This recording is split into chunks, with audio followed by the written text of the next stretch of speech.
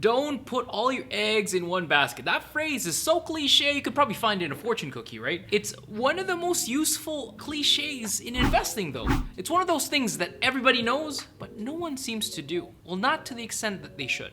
In this video, you'll learn why you need to harness the power of diversification if you want to build wealth long term. We'll explore the basics of diversification and why a portfolio approach will give you higher odds of success when it comes to investing instead of taking big swings at one or two different positions. This is episode 11 of 30 from our back to school, back to basics in investing and personal finance. You may already know what a portfolio is, but others don't, so let me just be explicit. A portfolio is just finance speak for the investments that you hold. That's it. You can hold a single stock or a single investment, and that's your portfolio. That's what you would consider a highly concentrated portfolio, but it's a portfolio nonetheless. If, however, you had 3 different investments, you may have a more diversified portfolio, assuming, of course, that these holdings have low correlation. Correlation is how different assets and asset classes move together or not so much. A positive correlation means investments tend to move in sync, while a negative correlation or a low correlation means that they'll move in opposite or they probably won't move together at all. Just because you have more investments does not mean that you're more diversified. Car companies tend to move in unison like airlines do. So the issues that are plaguing Delta, United, and Air Canada are probably the same. You may be in a situation where you hold multiple funds,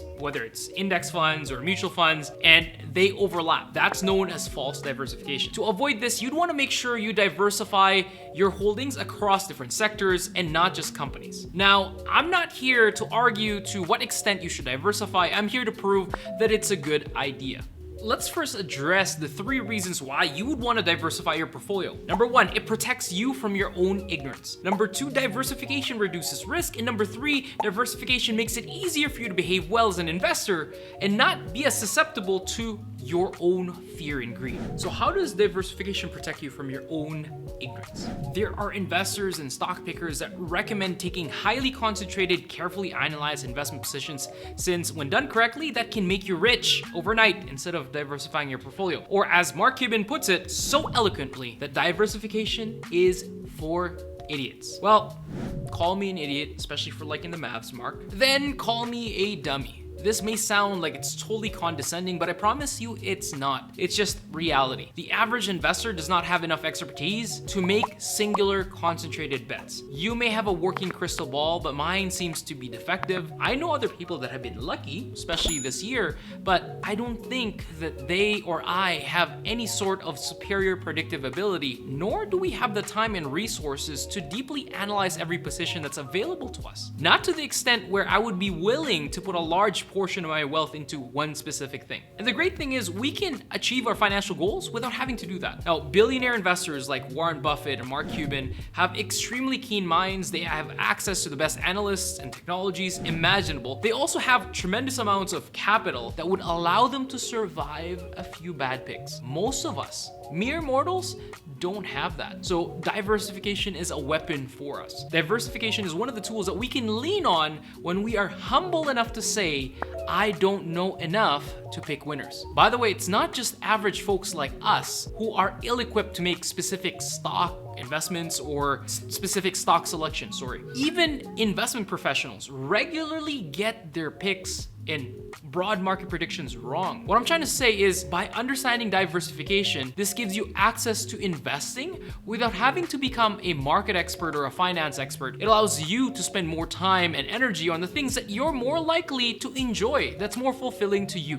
Here's the second benefit to diversification. It's risk reduction. Let me first start off with a few analogies. When you have a single stock portfolio, all your investments are subjected to a specific risk that company faces. If the CEO gets caught in a scandalous affair or their production drops completely because of one single factory that catches fire, you're gonna be in trouble. If the company fails, your entire nest egg goes with it. These company-specific risks, also known as business-specific, unsystematic, or idiosyncratic risks, are prone to single portfolio or outsized concentrated bets. These are also known as diversifiable risks because they are not necessarily present in other companies, especially if those other companies are in a different industry or a different sector. So if you own shares in other companies, your investment or portfolio balance will not be as reliant on one company, and it can't be wiped out by a single negative event. On the other hand, a systematic risk, referred to as undiversifiable, means that regardless of what sector you invest in,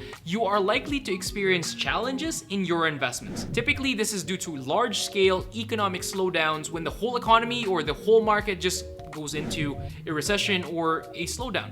It's likely that a wide range of sectors will be affected. Since we've already talked about the NBA and the Mavs, think about the NBA again. Picking your favorite teams could possibly rely on a single all-star, right? It's a pretty good bet that having LeBron on your team will do you good. If he is the only decent player on the team though and he gets injured, you'd have an issue with your specific team.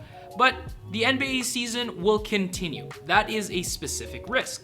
However, the NBA shut down in 2020 because of the virus. That's a form of systematic risk. Regardless of which team you were rooting for, they weren't playing anyway. So going forward, we will focus mainly on unsystematic risk because we can diversify it away. Unlike systematic risks, for the most part, there's very little we can do about that, and there's very little anyone can do about that. So going back to the NBA analogy, it doesn't matter if you were cheering for the Raptors or the Rockets, we were all stuck watching the COVID games.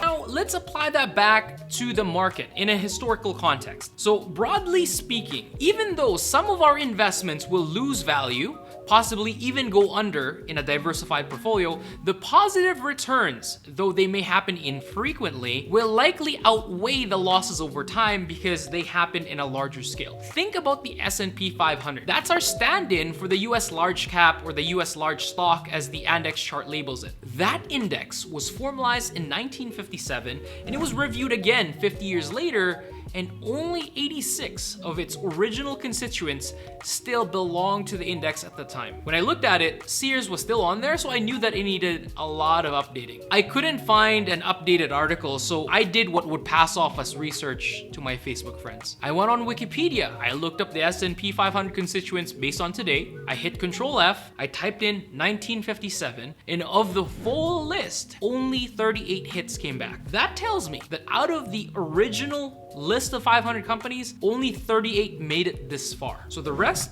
got replaced, fell off, maybe merged. Yet the S&P 500 as a whole, as the total index, has delivered a total return north of 10% over that time frame. And until this day, majority of the returns from the whole index likely comes from the top 20%. The problem is, we don't know which 20% it's gonna be in the future. So that's a case for diversification.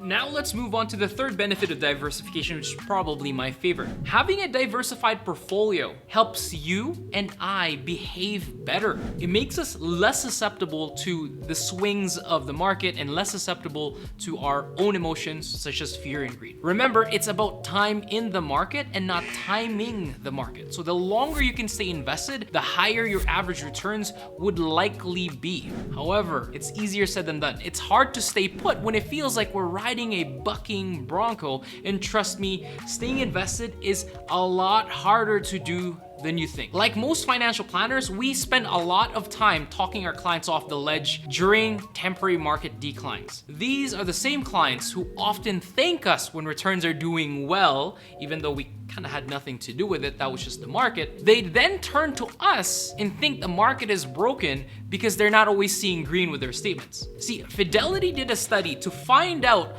who their best and smartest investors were. To their surprise, and maybe even embarrassment, that study showed that their best investors and their best fund performers were from those who passed away and the ones who forgot they even had the investment. They were true buy and hold investors. They didn't just do something, they all stood there. Now, the legacy accounts performed well because they had no activity. The accounts from the dead people likely stayed in place because there was nobody to settle their estates or their final affairs. So you may be wondering how an investor could forget about their investments. These, as turns out, were accounts in 401ks from previous jobs that were handled by Fidelity. For the Canadians, that's like a group RSP you had at work work that you forgot about because you stopped receiving statements about it. And you can either port that to your employer when you move, but in some cases, people leave it in their old job and they just simply forgot that. These investors had the best returns. Incidentally, the study is highly referenced, but Fidelity itself seems to have removed it from their site. I don't know why, but if I check the original blog post, you see a lot of articles referring to it, but the